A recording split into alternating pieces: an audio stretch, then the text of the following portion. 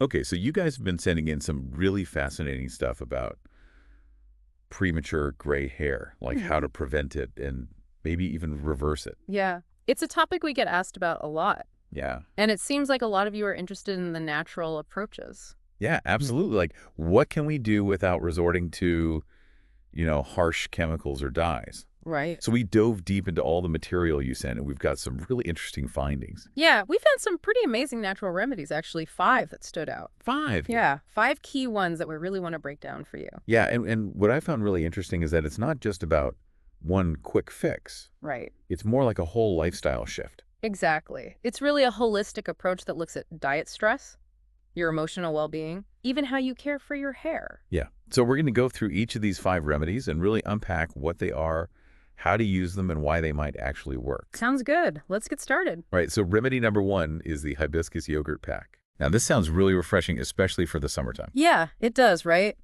This one's described as a cooling and nourishing hair mask in one of the articles you sent, Okay. which makes sense. You know, when it's hot out, a cooling mask feels amazing. Totally. And hibiscus, I mean, I've had hibiscus tea, but I never thought of putting it in my hair. Right, but think about it. Hibiscus is known for its vibrant color. Oh, that's true. And some sources suggest it might have compounds that could stimulate those hair follicles. Interesting. And even some antioxidant properties to protect the cells that produce pigment, the melanin. Huh.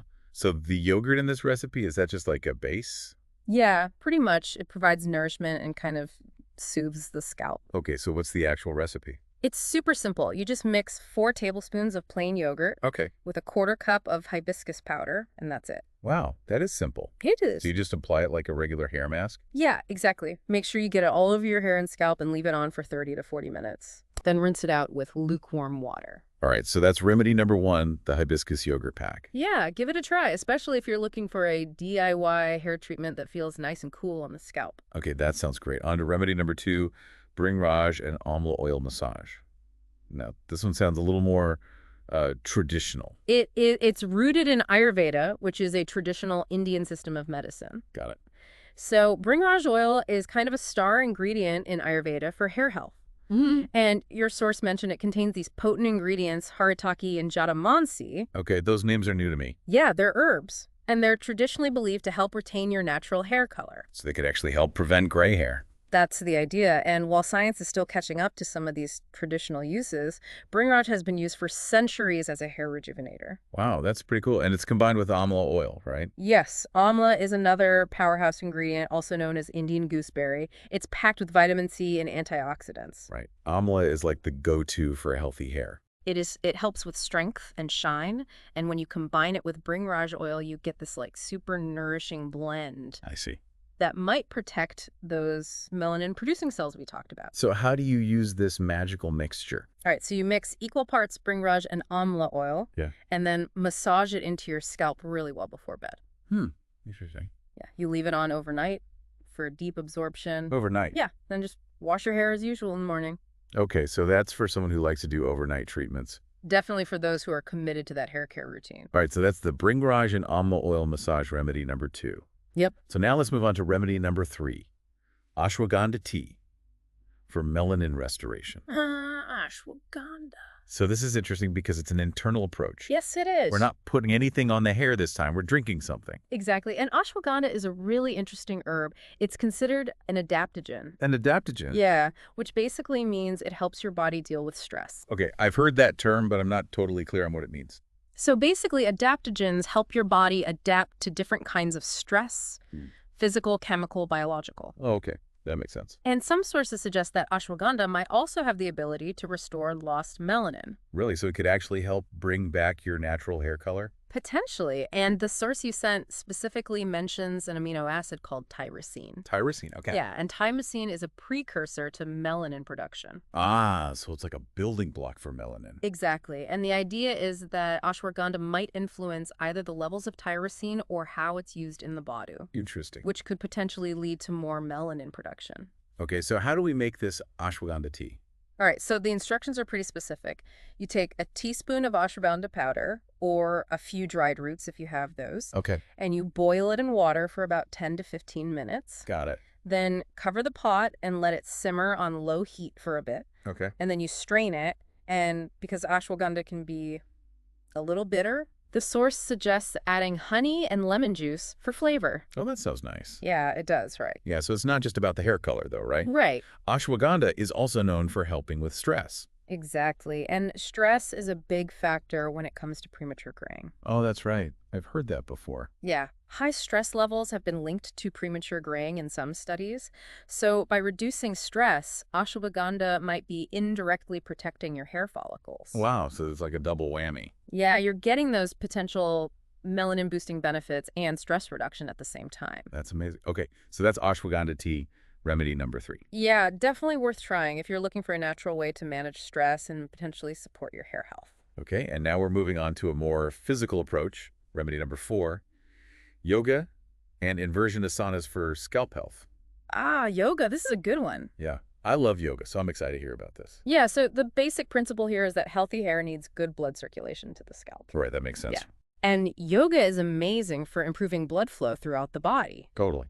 But there are specific yoga poses that can be particularly beneficial for the scalp. Okay, so the source mentions inverted poses. Why are those good for scalp circulation?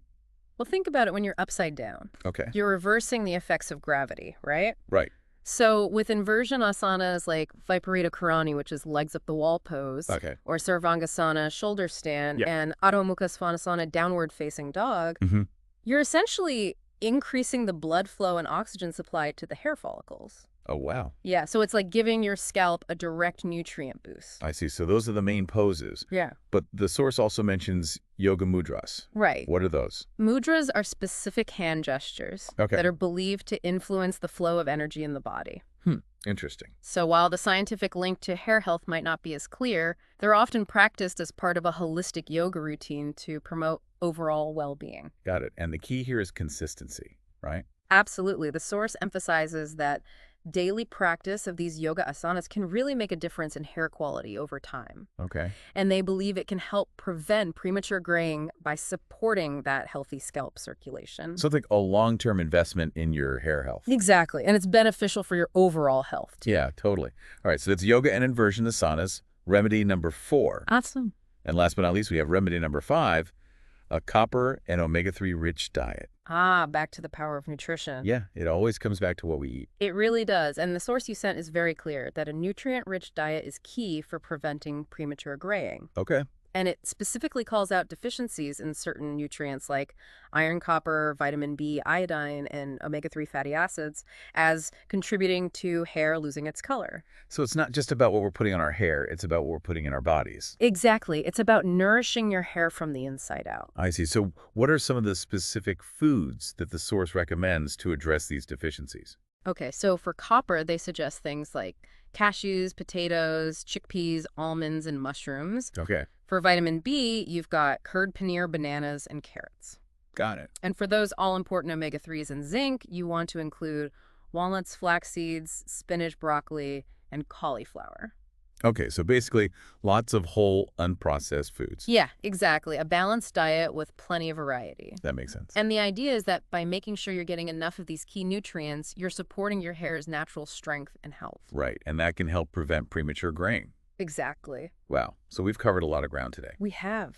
These 5 natural remedies, the Hibiscus yogurt pack, the Bhringraj and Amla oil massage, the ashwagandha tea, the yoga and inversion asanas, and the copper and omega-3 rich diet, they offer a really comprehensive approach to tackling premature graying. They do, and it's amazing to see how interconnected everything is. It's not just about one single fix. It's about supporting your hair health from all angles. Yeah, exactly. And it's important to remember that while these remedies can be really helpful, they work best when they're part of a bigger picture. Absolutely. Managing stress, eating a balanced diet, Yeah. and taking care of your overall well-being are all crucial. Right, and as one of your sources pointed out, a few gray hairs are also a natural part of life, a sign of wisdom and experience. Yeah, that's a great perspective. So self-acceptance is important too. Absolutely. So as you consider these natural remedies, Yeah. think about which ones resonate with you. Yeah. And maybe even think about what other areas of your life could benefit from a similar natural and holistic approach. That's a great takeaway. Because ultimately it's all connected, right? It is. So keep exploring, keep learning, and embrace the journey.